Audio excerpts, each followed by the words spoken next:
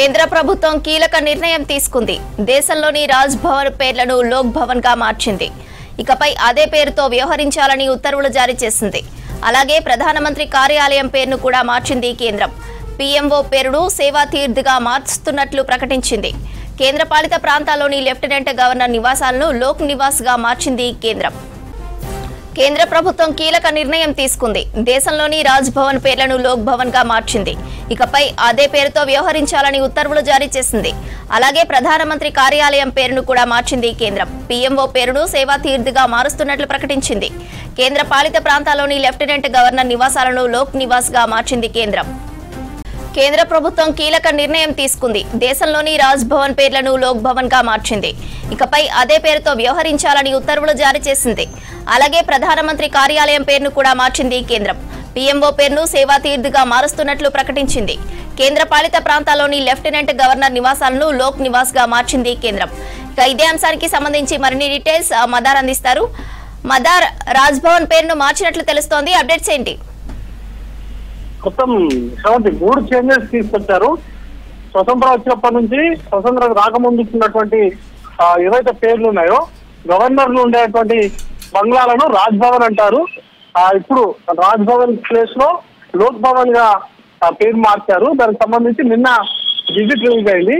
ఇక lieutenant governor ఉండేటువంటి నివాసాలను లోక్ నివాస్ గా మార్చారు. అంతకుముందు రాజ్ నివాస్ గా ఉండేది. ఇక కొత్తగా పిఎంఓకి సంబంధించి కూడా పిఎంఓ అంటే పిఎం ఆఫీస్ అంటారు. అది సౌత్ బ్లాక్ లో ప్రస్తుతానికి ఉంది.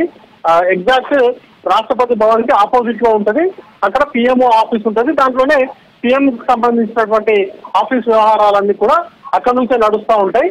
అయితే దాని పేరును కూడా ప్రస్తుతానికి మార్చారు. అయితే సెంట్రల్ విస్టా ప్రాజెక్ట్ అంటే మొత్తంగా సెంట్రల్ సెక్రటేరియట్ లాగా ప్రస్తుతం ఏదైతే కొత్త పార్లమెంట్ భవనం ఉందో దానికి ఆనుకొని కొన్ని కొత్త బిల్డింగ్లను కూడా నిర్మాణం చేపడుతున్నారు. మొత్తం ఇంటిగ్రేటెడ్ అన్ని ఆఫీసులు, కేంద్ర మంత్రులకు సంబంధించినటువంటి ఆఫీసులు, అలాగే పిఎంఓ, వీటన్నింటికి సంబంధించి సెంట్రల్ విస్తాలోనే కొత్త భవనాలను నిర్మిస్తున్నారు.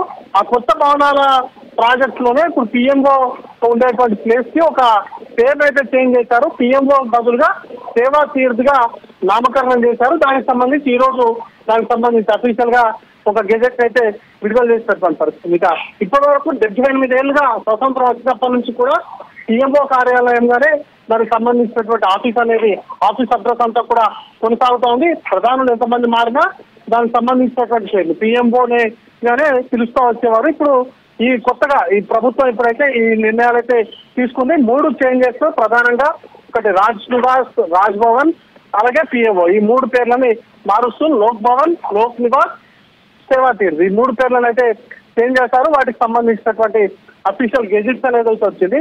అయితే ప్రధానంగా చర్చ సాగుతా ఉంది. ఇప్పటికిప్పుడు ఎన్నో ఏళ్ళుగా కొనసాగుతున్నటువంటి పేర్లను చేంజ్ చేయాల్సినటువంటి అవసరం ఏమొచ్చింది అనేటువంటి క్వశ్చన్స్ కూడా రైజ్ అవుతున్నాయి. ఏకంగా తమిళనాడు ముఖ్యమంత్రి స్టాలిన్ అయితే వీటిపైన విమర్శనం చేశారని చెప్పుకోవాలి.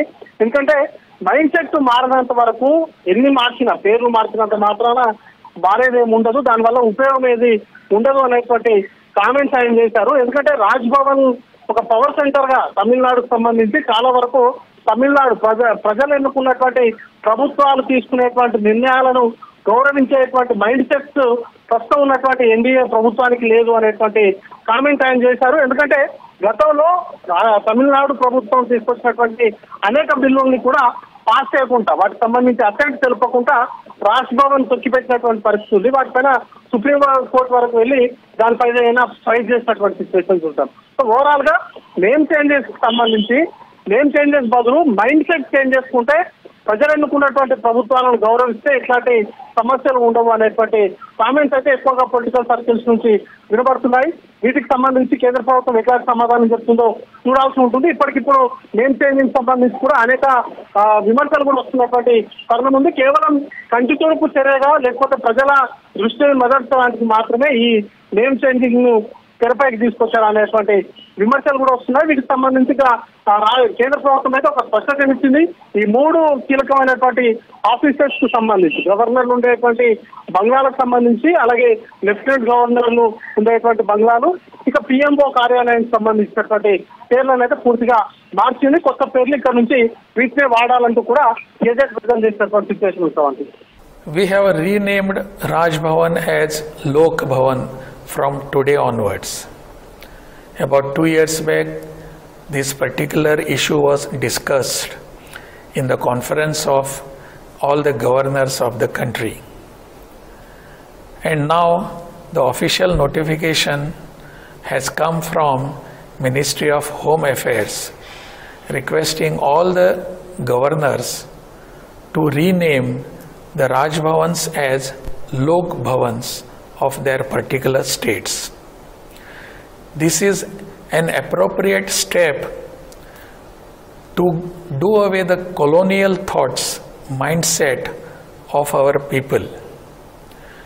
The Raj Bhavan, the name itself tells that it has something to do with the Raj, that is British Raj. Now that we are a democratic country and a people's government, we have to be in a people's will. So today onwards, this particular place, the institution of the governor, where he resides, where his office is there, this will be known as Lok Bhavan.